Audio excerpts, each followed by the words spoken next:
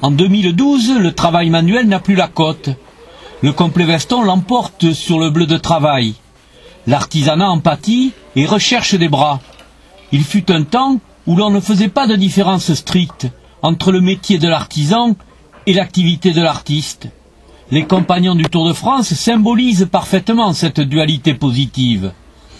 Ils sont venus une nouvelle fois à Sadirac montrer leur savoir-faire au cours d'une journée consacrée au métier du bois, organisée par l'association Festive Sadirac de Myriam Voisin.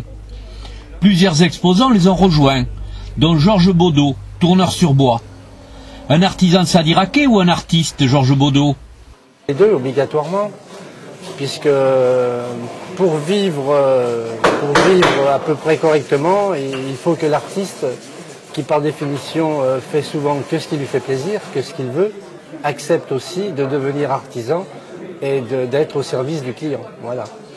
Donc pour moi c'est la grande différence.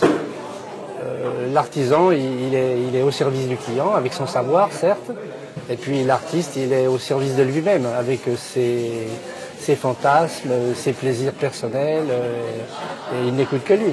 Voilà. Quel est le Georges Baudot que vous préférez, l'artisan ou l'artiste? Non, ça dépend. Il y a des travaux d'artisans qui sont très intéressants à faire, qui sont valorisants. Et puis il y en a d'autres qui sont rébarbatifs.